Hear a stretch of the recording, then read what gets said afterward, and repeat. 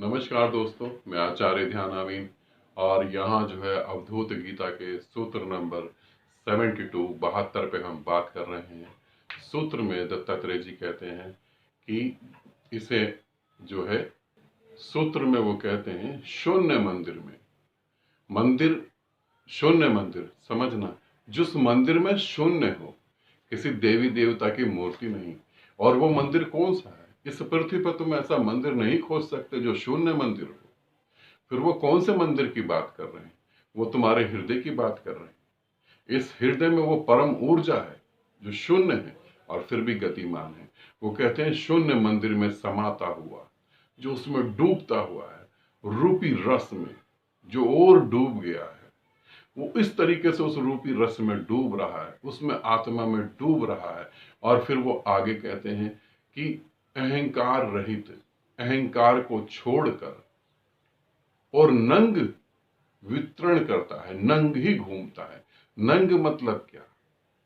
वो कह रहे हैं कि जिसके पास अहंकार नहीं है, तुम मानसिक कपड़े ओढ़ के घूम रहे हो। ऐसा अवधूत, ऐसा सन्यासी अपने में सुखपूर्ण होता है और अकेला ही नंग रूप में, अहंकार को त्याग के नंग रूप में घूमता है। मतलब कि वो किसी भी चीज को लेकर नहीं चलता, किसी भी मान्यताओं को लेकर नहीं चलता, किसी भी धर्म को लेकर नहीं चलता। हकीकत में संत का कोई धर्म नहीं होता। धर्म तो संत के शरीर त्यागने के बाद ही पैदा होता है। संत का अपना कोई धर्म नहीं होता। संत धर्म से भी मुक्त होता है, अपने में डूबता हुआ, अपने उस शून्य में डूबता हुआ, अपने चैतन्य में डूबता हुआ। कितनी अच्छी बात है। इस हृदय के मंदिर में उस शून्य को पाता है। इस खोपड़ी में शून्य को नहीं पाता। मेरी बात को ध्यान से सुनना, या तो तुम हृदय में उसे पाओगे या खोपड़ी के ऊपर उसे पाओगे, खोपड़ी में नहीं पाओगे। तो वो कहते हैं उसमें जब मैं डूब रहा हूं, उस रस में मैं आनंदित हो रहा हूं, उसमें खूब मजे में हूं और मैं अकेला ही घूम रहा हूं, अकेला ही सुखपूर्ण उसमें घूम रहा हूं, अहंकार रहित, त्याग के, अहंकार को त्याग के नंग वितरण करता हूं। नंग का मतलब समझना, किसी भी नंग का मतलब कपड़े त्याग कर घूम रहा हूं ऐसा नहीं।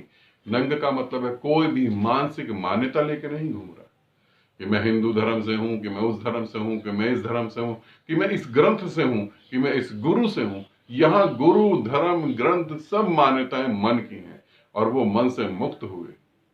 ऐसा अवधूत अर्थात ऐसा सन्यासी बिल्कुल निराकार रूप में। और वो ये भी कह रहे हैं, व्याख्याकारों ने तो कहा है कि वो संसार को मिथ्या जानते हैं। अब संसार मिथ्या है ही नहीं, क्योंकि अब संसार है ही नहीं। वो सभी को आत्मा रूप जानता है, वो सभी को अपना ही रूप जानता है। जैसे मैं भेद नहीं कर सकता, ये हाथ में जो है मैं ही खून के द्वारा बह रहा हूं, ऊर्जा के द्वारा बह रहा हूं, इस हाथ में भी बह रहा हूं, तो मैं भेद कैसे कर सकता हूं? तो ये सूत्र ये कहता है। और अगले सूत्र को हम समझते हैं, उसमें दत्तात्रेय जी क्या कहते हैं। अब आगे दत्तात्रेय जी 73 सूत्र में कहते हैं कि जहां जो है, जहां धर्म जो है उसे समझें। धर्म, जहां धर्म में जब हम बोलते हैं तीन अवस्था है, जागृत, सपन और जो चौथी अवस्था तुरीय अवस्था है, तो वहां दत्तात्रेय जी कहते हैं ये तीन अवस्थाएं जो है, तुरीय अवस्था में भी मैं नहीं हूं, धर्म और अधर्म में भी मैं नहीं हूं, कर्म और अकर्म में भी नहीं हूं। मैं शुद्ध चेतना और शुद्ध आत्मा हूं। मैं उसी में ही हूं, मैं वही हूं और कुछ भी नहीं। इस सूत्र में वो कहते हैं मैं कुछ भी नहीं हूं, तो मैं इन सब से भी दूर हूं। क्योंकि वो हर बार ये कह रहे हैं ये सब चीजें मन की हैं और मैं मन से भी दूर हूं। इस सूत्र को समझना, जहां भी तुम घोषणा करते हो वहां तुम हो। जहां दत्तात्रेय जी कह रहे हैं वो अपने शिष्य को समझाने के लिए कह रहे हैं। अब हम अगले सूत्र में चलते हैं, उसे समझते हैं।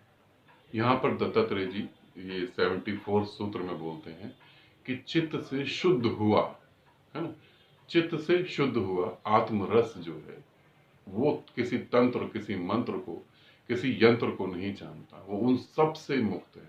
वो इन सब में भी नहीं है, इन सब से भी नहीं उसे पाया जा सकता।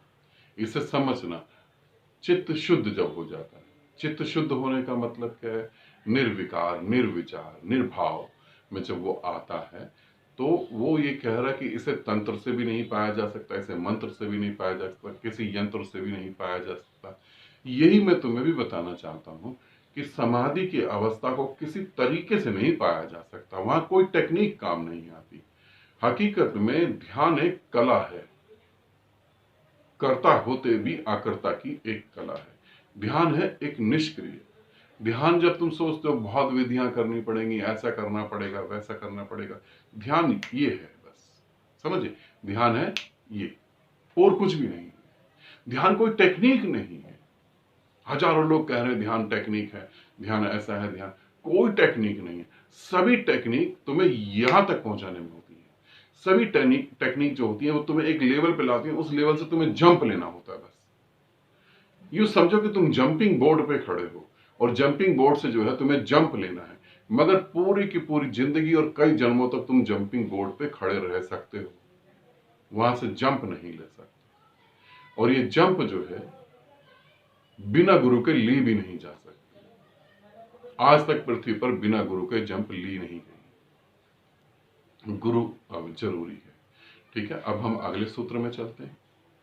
अब जो है 75 सूत्र में अवधूत गीता में दत्तात्रेय जी कहते हैं, ये जो विराट जो है ज्ञानी कहते हैं, ज्ञानी विद्वान है ना, और जो ग्रंथ जो कहते हैं वो शुरू से कहते आ रहे हैं कि ये जो है ब्रह्म जो है शून्य रूप में, ये जो हम देख रहे हैं ये सब परम शून्य में है, एकदम शून्य में। और ब्रह्म जो है, परमात्मा जो है वो अशून्य है। दोनों चीजें कह रहे हैं।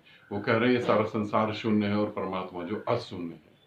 ठीक है, और ये सभी कुछ आत्मिक रूप में है। शून्य और अशून्य क्यों? क्योंकि वो गति भी है और गति नहीं भी है, उसे समझेंगे। और फिर वो कहते हैं स्वभाव से भी और भाव रूप में भी, उसमें सत्य और असत्य भी नहीं है। मतलब कि सत्य और असत्य भी तुम्हारी मन की कल्पना है, उसमें वो भी नहीं है। वो सब में है मगर वो किसी में भी नहीं है। दोनों ही बातें जब तुम्हारे साथ एक ही टाइम में घटे तब तुम समझना वहां पहुंच गए। ये बहुत ही प्यारे सूत्र हैं और यहाँ मैं आप सबको बहुत बहुत धन्यवाद करूंगा। आपने मेरी वीडियो को देखा, इन सूत्रों को समझा। यहाँ मैं ये भी कहना चाहूंगा कि यहाँ पे दत्तात्रेय जी ने जो जो कहा और मैंने जो जो कहा उनमें थोड़ा फर्क भी हो सकता है। मैं सिर्फ उन सूत्रों को समझाने के लिए अपनी तरफ से व्याख्या कर रहा हूँ और मेरी व्याख्या किसी भी किताब से और किसी भी ग्रंथ से मैच नहीं हो पाएगी, क्योंकि मैं जो जी रहा हूं मैं उसे बता रहा हूं। मैं जो कि ग्रंथकार कहते हैं, जिन्होंने ग्रंथ लिखे हैं, जिन्होंने ग्रंथों पर बोला, व्याख्या करी है, वो कहते हैं जगत भ्रांति है, ये संसार पूरा भ्रांति है, ये संसार पूरा धोखा है। और जो ब्रह्म है, जो ऊर्जा है, जो परमात्मा है, वही सत्य है। मैं तुम्हें कहता हूं कि ये जगत भी सत्य है और वो जगत भी सत्य है। वो निराकार सत्य है, ये आकार सत्य है, मगर इसके बीच में एक ऐसी चीज है जो असत्य है। वो क्या असत्य है? वो इन दोनों को बांट देने वाली चीज है, वो असत्य है। मेरे भीतर भी वो निराकार है और मेरे बाहर भी वो निराकार है, मगर जो ये कह रहा है मेरे भीतर और बाहर है, हकीकत में वो तो है ही नहीं। वो भ्रांति है, वो असत्य है। तुम उससे पार जा सकते हो, तुम्हारी संभावना है, तुम उससे पार हो, इसे तुम जानो। तुम उससे पार हो जब तुम अपने ही केंद्र पे लौटते हो, जब तुम अपने ही ऊपर आ जाते हो, जब तुम अपने ही प्रेम में आ जाते हो, तो तुम परम शून्य हो जाते हो। और जब तुम परम शून्य होते हो तो वहां फिर कुछ भी नहीं होता। वहां सत्य और असत्य नहीं होता, वहां सुख और दुख नहीं होता, वहां तेरा और मेरा नहीं होता, वहां इंद्रियों से जाना जा सके ऐसा कोई ज्ञान नहीं। अध्यात्म में जहां मैं कह रहा हूं अहम ब्रह्मास्मि, कहते और सुनते वक्त लगता है अहम ब्रह्मास्मि ये इंद्रियों के द्वारा है, हकीकत में इंद्रियां यहां होती ही नहीं। इंद्रियों के द्वारा ये ज्ञान कभी भी किसी को प्राप्त नहीं होता, जबकि इंद्रियां इसी ज्ञान की वजह से जीवित रहती हैं। सदा आनंदित रहें, सदा खुश रहें। बहुत बहुत प्रेम आप सभी।